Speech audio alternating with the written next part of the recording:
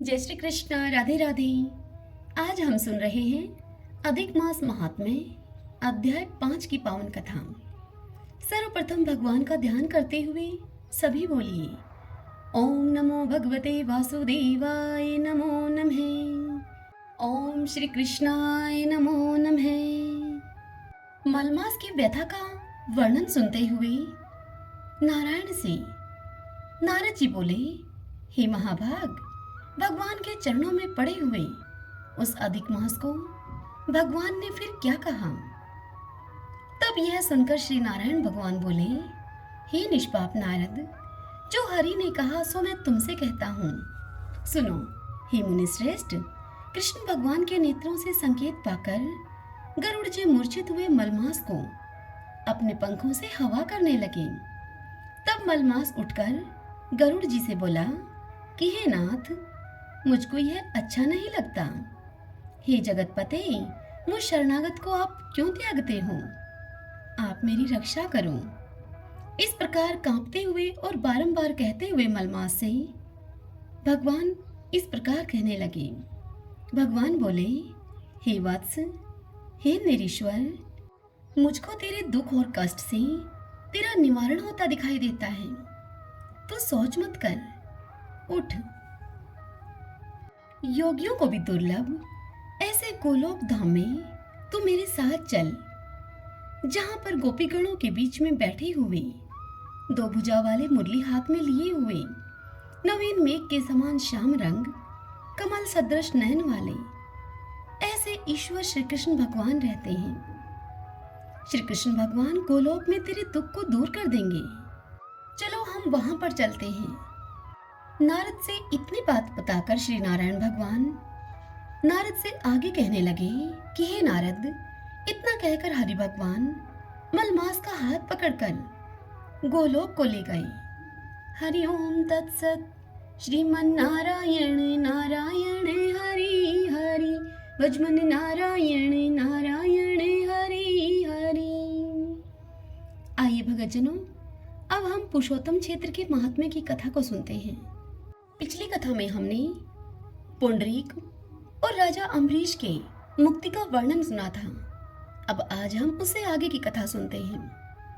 जैमिनी जी से मुनियों ने पूछा कि हे द्विजश्रेष्ठ, जहाँ काष्ठ प्रतिमा के रूप में साक्षात भगवान नारायण विराजमान है, वह पुरुषोत्तम क्षेत्र किस देश में है? तब जैमिनी जी ने उत्तर दिया कि उत्कल अर्थात उड़ीसा के नाम से प्रसिद्ध एक परम पावन देश है, जहाँ पर अनेक तीर्थ और बहुत से पवित्र देव मंदिर हैं। वह प्रदेश दक्षिण समुद्र के तट पर बसा हुआ है। उसमें रहने वाले पुरुष सदाचार के आदर्श हैं। वहाँ के ब्राह्मण उत्तम आचार और स्वाध्याय से संपन्न होकर सदा यज्ञ कर्म में संलग्न रहते हैं। सृष्टि के आदि में यज्ञ और वेदा अध्ययन की प्रवृत्ति वहीं से होती है।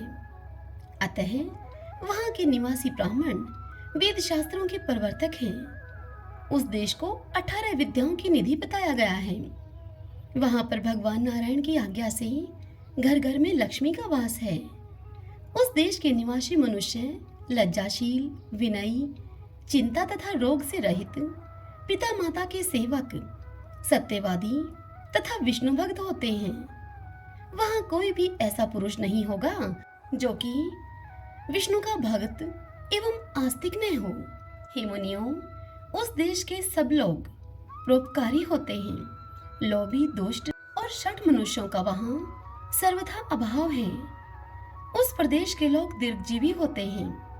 स्त्रियां पतिव्रता, सुशीला, धर्मपरायणा, लज्जा और सदाचार से विभूषित, रूपवती, सब प्रकार के आभूषणों से अलंकृत तथा कुल, शील और वय के अनुसार आचार विचार का पालन करने वाली होती हैं। वहाँ के क्षत्रिय भी अपने कर्तव्य का पालन करते हैं। वे सब के सब प्रजा की रक्षा के व्रत में दीक्षित होते हैं। दान देने में उदार और सब शास्त्रों के ज्ञान में वे निपुण होते हैं। सदा अधिक दक्षिणा वाले यज्ञों का वे अनुष्ठान करते हैं। उनकी यज्ञ वेदियां सदा प्रज्वलित रहती हैं तथा स्वर्ण भूषित यूप शोभा पाते रहते हैं। उनके घर पर पधारे हुए अतिथियों को उनकी कामना से अधिक वस्तुएं देकर उनको को संतुष्ट किया जाता है। उत्कल के वैश्य भी कृषि, वाणिज्य और गौ रक्षा की वृत्ति में स्थित होते हैं। वे अपनी भक्ति और धन से देवता, गुरु और ब्राह्मणों को तृप्त करते हैं। वहाँ एक के घर पर पधारे हुए याचक को दूसरे के घर पर जाने की आवश्यकता नहीं रह जाती। उस देश के शूद्र संगीत, काव्य, कला और शिल्प में कुशल तथा प्रिय वचन बोलने वाले होते हैं। धार्मिक एवं स्नान दान आदि कर्मों में वे तत्पर होते हैं। वे अपने मन, वाणी, क्रिया तथा धन के द्वारा द्विजों की सेवा में लगे रहते हैं। वहाँ वर्ण शंकर जाति के लोग भी अपने अपने धर्म में स्थित होते हैं। ऋतुएं विपरीत भाव नहीं धारण करती, मेघ असमय में वर्षा नहीं करते, खेती को हानि नहीं पहुंचती, हवा का भी कष्ट नहीं होता वहाँ, तथा प्रजा को भूख की पीड़ा भी नहीं सहनी पड़ती। अकाल और महामारी का प्रकोप वहाँ नहीं होता, राज्य का नाश नहीं होता, पृथ्वी पर होने वाली कोई भी वस्तु वहाँ अलभ्य नहीं है। यही वह सब देशों में श्रेष्ठ उत्कल है। दक्षिण समुद्र में मिलने वाली ऋषिकुल्या नदी तक पहुंचकर स्वर्ण रेखा और महानदी के बीच में जो देश प्रतिष्ठित है वही उत्कल है। इस पवित्र प्रांत में बहुत से उत्तम क्षेत्र हैं। सतयुग में इंद्रधुमन नाम से प्रसिद्ध एक श्रेष्ठ राजा हो गए हैं। उनका जन्म सूर्य वंश में हुआ था। वे ब्रह्मा जी से 5वीं पीढ़ी नीचे थे। राजा इंद्रधुमन सत्यवादी, सदाचारी, शुद्ध तथा सात्विक पुरुषों में अग्रगण्य थे। प्रजा को अपनी संतान समझकर सदा न्याय पूर्वक उसका पालन किया करते थे। वे आध्यात्मिक ज्ञान में कुशल, शूर, समर विजयी, सदा उद्यमशील, ब्राह्मण पूजक तथा पितृभक्त थे। 18 विद्याओं में दूसरे बृहस्पति जी के समान प्रवीण थे। ऐश्वर्य में देवराज इंद्र और कोष संग्रह में कुबेर की समानता करते थे। रूपवान, सौभाग्यशाली, शीलवान, दानी, भोगी, प्रिय वक्ता, समस्त युगों का यजन करने वाले और सत्य प्रतीक भी थे। उनमें भगवान विष्णु की भक्ति थी। उनमें सत्य भाषण का गुण था। उन्होंने क्रोध और इंद्रियों पर विजय प्राप्त कर ली थी। हे मुनियों, वे श्रेष्ठ राजसूय यज्ञ तथा शास्त्रों अश्वमेध यज्ञ का अनुष्ठान कर चुके थे। संसार बंधन से मुक्त होने की इच्छा रखकर सदा धर्माचरण में ही लगे रहा करते थे। इस प्रकार वे सर्वगुण संपन्न राजा इंद्रधुमन समूचे पृथ्वी का पालन करते हुए मालवा देश में विख्यात और समस्त रत्नों से संपन्न द्वितीय अमरावती के समान सुशोभित अवंती नाम वाली नगरी में निवास किया करते थे। वहां रहते हुए राजा ने भगवान विष्णु में मन, वाणी और क्रिया के द्वारा परम अद्भुत एवं उत्तम भक्ति को बढ़ाया। एक दिन भगवान लक्ष्मीपति की पूजा के समय देव पूजा गृह में बैठे हुए राजा ने अपने पुरोहित से आदर पूर्वक कहा कि आप उस उत्तम क्षेत्र का पता लगाइए जहां पर हम इसी नेत्र से साक्षात भगवान जगन्नाथ का दर्शन करें। वैष्णव राजा के ऐसा कहने पर पुरोहित जी ने तीर्थ यात्रियों के एक झुंड को देखकर उनसे प्रेम पूर्वक इस प्रकार कहा। पुरोहित ने कहा कि तीर्थों में विचरण करने वाले तथा तीर्थों का ज्ञान रखने वाले ही धर्मात्मा पुरुष हो। हमारे महाराज जो आज्ञा देते हैं उसे तुम लोगों ने सुना है क्या? तुम में से किसी को उत्तम तीर्थ का पता है क्या? उनका अभिप्राय समझकर उन यात्रियों में से एक व्यक्ति जो कि बहुत से तीर्थों में घूम चुका था और अच्छा वक्ता भी था, वह राजा के पास आकर हाथ जोड़कर बोला कि हे राजन, मैंने बचपन से ही अनेक तीर्थों में भ्रमण किया है। भारतवर्ष में ओड नाम से प्रसिद्ध एक देश है। उस देश में दक्षिण समुद्र के तट पर श्री पुरुषोत्तम क्षेत्र है, जहाँ नीलाचल नामक एक पर्वत है। वह पर्वत सब ओर से वनों के द्वारा घिरा हुआ है। उसके बीच में कल्प वृक्ष है, जिसके पश्चिम भाग में रोहिण कुंड है। वह भगवान की करुणा रूप जल से भरा हुआ है, जो कि स्पर्श करने मात्र से ही मोक्ष को देने वाला है। उसके पूर्वीय तट पर इंद्र नीलमणि की बनी हुई भगवान वासुदेव की प्रतिमा है, जो कि साक्षात मोक्ष को प्रदान करने वाली है। उस कुंड में स्नान करके जो भगवान पुरुषोत्तम का दर्शन करता है वह मुक्त हो जाता है। वहाँ शबर दीपक नामक एक श्रेष्ठ आश्रम है। जो भगवत विग्रह से पश्चिम दिशा में स्थित है। उस आश्रम से एक पगडंडी का रास्ता है जिससे भगवान विष्णु के स्थान तक जा सकते हैं। वहाँ शंख चक्र गदाधारी साक्षात भगवान जगन्नाथ विराजमान हैं। वे करुणा के समुद्र हैं। दर्शन मात्र से ही सभी जीवों को मुक्ति प्रदान करते हैं। हे राजन, देवादिदेव जगन्नाथ जी की प्रसन्नता के लिए मैंने 1 वर्ष तक पुरुषोत्तम क्षेत्र में निवास किया है। मैं महामूर्ख था, परंतु उनकी कृपा से इस समय 18 विद्याओं में प्रवीण हो गया हूँ। मेरी बुद्धि भी निर्मल हो गई है, जिससे कि भगवान विष्णु के सिवा और कुछ मैं नहीं देखता। तुम सदैव दृढ़ता पूर्वक उत्तम व्रत का पालन करने वाले विष्णु भक्त हो, इसीलिए तुम्हारे पास आया हूँ। मैं तुमसे इस समय धन अथवा भूमि नहीं मांगता, केवल इतना ही कहता हूँ कि मेरी इस बात को झूठ न मानकर वहाँ पुरुषोत्तम क्षेत्र में निवास करने वाले भगवान लक्ष्मीपति का आप भजन करो। इस प्रकार यूं कहकर वह जटाधारी यात्री सबके देखते ही देखते शीघ्र अंतर्ध्यान हो गया। इससे राजा को बड़ा ही विस्मय हुआ। वे व्याकुल होकर पुरोहित से बोले कि यह अलौकिक वृतांत अलौकिक पुरुष से ही सुना गया है। अब मेरी बुद्धि जहाँ भगवान गदाधर विराजमान है वहां जाने के लिए उतावली हो रही है। हे द्विश्रेष्ठ, मेरे अर्थ, धर्म और काम एक दूसरे के अनुकूल रहकर सदा आपके अधीन रहे हैं। आपके प्रसाद से मैंने त्रिवर्ग का साधन तो कर लिया। यदि आप इस भगवत दर्शन के कार्य में भी मेरे साथ चलेंगे तो मैं आपके सहयोग से चारों पुरुषार्थों को प्राप्त कर लूंगा।